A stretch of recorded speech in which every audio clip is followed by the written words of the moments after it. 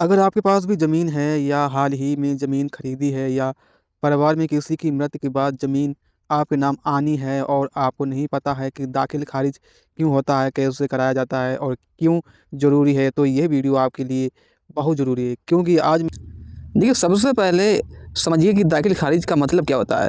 दाखिल खारिज का सीधा मतलब होता है कि ज़मीन के कागज़ के नाम बनवाना। जब किसी ज़मीन के मालिक की मौत हो जाती है या ज़मीन बेची जाती है या फिर दान की जाती है या फिर बँटवारा होता है, तब नए मालिक के नाम सरकारी रिकॉर्ड यानी खतौनी में चढ़ानी ज़रूरी होता है। ठीक है, यहाँ से बात समझ लिया आपने। इस प्रक्रिया को दाखिल खारिज कहते हैं। अगर दाखिल खारिज नहीं कराते हैं तो ज़मीन आपकी होते हुए भी कागज़ में आपका नाम नहीं आता है। ठीक है, मान लीजिए आपने किसी से अपनी ज़मीन बेची है या फिर ख़रीदी है और आपने दाखिल खारिज नहीं कराया है, तो ऐसे में ज़मीन जो भी है वो आपके नाम नहीं होगी। यहाँ से बात समझ लेना है। ज़मीन बेचने और बैंक से लोन या सरकारी योजना का लाभ लेने में बहुत दिक्कत होती है। अब समझिए कि दाखिल खारिज कब ज़रूरी होता है। पहले जब जैसे कि पिता या माता की मृत्यु के बाद ज़मीन बच्चे के नाम करनी होती है। मान लीजिए आपके घर में माता हैं, पिता हैं, उनकी डेथ हो गई है, ठीक है, उनकी मृत्यु हो गई है, तो ऐसे में आप लोगों को बहुत ज़रूरी होता है कि आपको ज़मीन का या फिर आपकी ज़मीन है या फिर आपका कोई भी प्लाट है, तो उसे आपको दाखिल कराना बहुत ज़रूरी होता है। ठीक है। दूसरा जब ज़मीन खरीदी जाए, और तीसरा जब है कि ज़मीन दान में मिली हो, और चौथा जब है कि परिवार में ज़मीन का बँटवारा हुआ हो, पाँचवां जब है कि कोर्ट के आदेश से ज़मीन किसी के नाम आई हो। इन सभी हालत में दाखिल खारिज ज़रूरी होता है। ठीक है, यहाँ से सवाल आता है कि दाखिल खारिज कौन-कौन करा सकता है? नाम ज़मीन आनी है, वही व्यक्ति या उसका वारिस या उसके पावर ऑफ अटॉर्नी धारक दाखिल खारिज के लिए आवेदन कर सकते हैं। अब समझते हैं कि दाखिल खारिज कराने के लिए कौन-कौन से कागज़ लगते हैं। अगर मृत्यु के बाद दाखिल खारिज कराना है तो मृत्यु प्रमाण पत्र, पुराना खतौनी, परिवार की रजिस्ट्रेशन, आधार कार्ड, राशन कार्ड और सभी वारिसों की सहमति ज़रूरी होती है। अगर ज़मीन खरीदी है तो रजिस्ट्री की कॉपी, पुरानी खतौनी, आधार कार्ड ज़रूरी होता है। अगर बँटवारा हुआ है तो बँटवारा के नाम या आपसी सहमति पत्र लगेगा। अब बात करते हैं कि दाखिल खारिज करने की प्रक्रिया की। आज के समय में अधिकतर राज्यों में दाखिल खारिज ऑनलाइन और ऑफलाइन दोनों तरीके से किया जाता है। ऑनलाइन के तरीके से आप अपने राज्य की भूमि सेवा वेबसाइट पर जाकर आवेदन कर सकते हैं। वहाँ ज़मीन का खसरा नंबर, खतौनी नंबर डालते हैं और अपने डॉक्यूमेंट्स अपलोड करते हैं और आपका आवेदन जमा कर देता है। आवेदन जमा होते ही आपको एक रसीद या आवेदन संख्या मिल जाती है, जिससे आप अपना स्टेटस देख सकते हैं। ठीक है, कि आपके नाम ज़मीन चढ़ी है या फिर नहीं चढ़ी है। तो जब भी आप ऑनलाइन जैसे कि किसी की दुकान पर जाएंगे वहाँ पर, तो वहाँ से आप लोग एक रसीद ज़रूर ले लें, क्योंकि वही रसीद आपके काम में हमेशा आएगी और उसी से आप हमेशा अपना स्टेटस चेक कर सकेंगे कि मेरे नाम ज़मीन चढ़ी है या नहीं चढ़ी है। ठीक है, तो ये बात आप लोग ज़रूर चेक कर लें। इसके साथ ही एक ही ऑफलाइन तरीके से में आप तहसील या राज्य सर्व कार्यालय जाना होता है। वहाँ लेखपाल या राज्य सर्व निरीक्षक को आवेदन देना होता है। अब आवेदन देने के बाद क्या क्या होता है ये समझना बहुत ज़रूरी होता है। आवेदन मिलने के बाद लेखपाल ज़मीन की जांच करता है। जांच से देखता है कि ज़मीन विवाहित तो नहीं है या फिर कोई भी केस तो नहीं चल रहा है और सही वारिस वही है या फिर नहीं है। ठीक है, तो यहाँ से बात समझना है।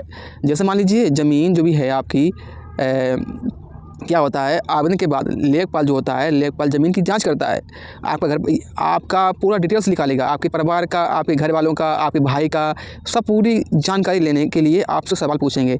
ठीक है, लेखपाल तो लेखपाल ये पूछेंगे कि आप ज़मीन जो भी होती है वो विवाहित तो नहीं है। विवाहित मतलब, और ऐसे में कोई केस तो नहीं चल रहा है। बहुत सी ज़मीन होती हैं उनके ऊपर केस चलता होता है, तो आपसे ये सवाल पूछा जाएगा। अगर नहीं चल रहा है तो आपको बता देना है कि मेरी ज़मीन पर पहले से कोई भी केस नहीं चल रहा है। ठीक है, और सही वारिस मतलब सही वारिस ये होता है कि ज़मीन जैसे कि वही वारिस है या नहीं।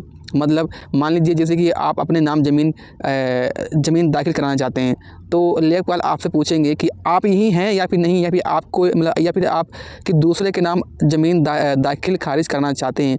तो आपको ये भी बताना होगा कि अगर आप अपने नाम करवाना चाहते हैं तो आपको अपना नाम बताना होगा पूरा अच्छी तरीके से, जो भी आपका आधार कार्ड में नाम लिखा हो। ठीक है, इसके साथ ही लेखपाल रिपोर्ट बनाकर कानूनी और तहसीलदार को देता है।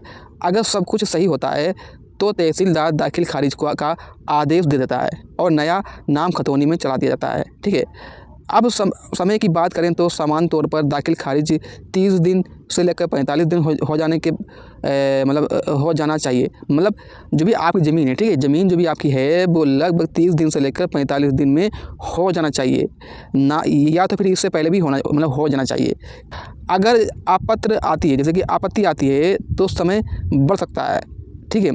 अब समझते हैं कि आपत्ति क्या होता है। अगर किसी दूसरे व्यक्ति को लगता है कि ज़मीन पर उसका भी हक है तो वह आपत्ति दर्ज कर सकता है। मान लीजिए आपकी ज़मीन है, ठीक है, और आपकी ज़मीन के ऊपर किसी का नाम पहले ही से उसका नाम चढ़ा है, तो वो क्या करेगा, वो आपकी ज़मीन के ऊपर आपत्ति दर्ज करेगा। ठीक है। तो ऐसे में आने पर तहसीलदार दोनों पक्षों को बुलाकर सुनवाई करता है और फिर फैसला देता है। अब खर्च की बात करें तो सरकार फीस बहुत कम होती है। कई राज्यों में 20 रुपये से लेकर 100 रुपये तक ही लगते हैं, लेकिन अगर दलाल या वकील लगाएंगे तो खर्च बढ़ सकता है। इसीलिए कोशिश करें कि खुद आवेदन करें। और एक लीजिए, जैसे रामलाल की 2 बीघा ज़मीन थी और उनकी मृत्यु हो गई और उनके 2 बेटे हैं। अब दोनों बेटों को बराबर ज़मीन मिलनी है। इसके लिए दोनों भाई तहसील में आवेदन जो भी है वो देंगे और पिता का मृत्यु प्रमाण पत्र और पुरानी खतौनी लगाएंगे। लेखपाल जांच करेगा और दोनों बेटों के नाम 1-1 बीघा ज़मीन दर्ज हो जाएगी। इसे ही दाखिल खारिज कहते हैं। ठीक है। अब दूसरा है उदाहरण, जैसे के लिए मैं आपको समझा दूं। ज़मीन खरीदने का जैसे मान लीजिए आप ज़मीन खरीद रहे हैं, ठीक है, आप ज़मीन किसी की भी खरीद रहे हैं, तो श्याम ने मोहन से ज़मीन खरीदी, ठीक है, और रजिस्ट्री हो गई, मतलब उसने रजिस्ट्रेशन भी करा लिया, लेकिन खतौनी में अभी भी मोहन के नाम है। ठीक है। लेकिन यहाँ पर बात समझना आपको, खतौनी में अभी भी मोहन के नाम ही है। अब श्याम को दाखिल खारिज कराना होगा, तभी ज़मीन पूरी तरह से मानी जाएगी।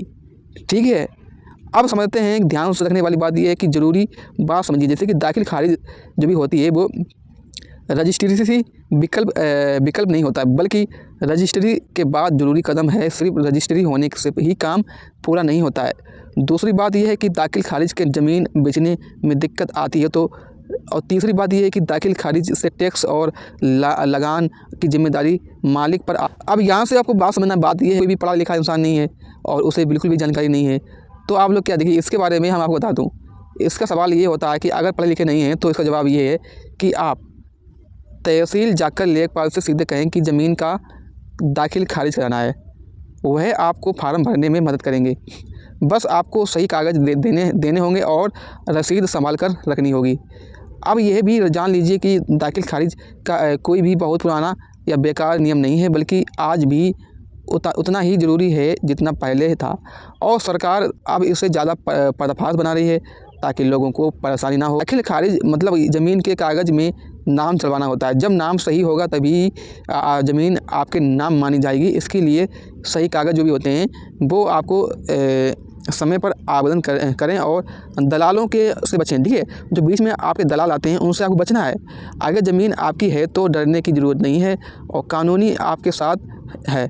इस तरह से अगर आप ये नियम समझ गए तो ज़िंदगी भर ज़मीन जुड़ी कोई भी परेशानी नहीं होगी। तो अगर आपको यह वीडियो ज़रा सी भी पसंद आई हो तो प्लीज़ इस वीडियो को लाइक ज़रूर करें और इस वीडियो को सब्सक्राइब करें और इस वीडियो को शेयर करें, ताकि आपको भी जानकारी हो और आपके दोस्तों और आपके परिवार को भी यह जानकारी ज़रूर होना चाहिए। Thank you. वीडियो देखने के लिए आपका बहुत बहुत धन्यवाद।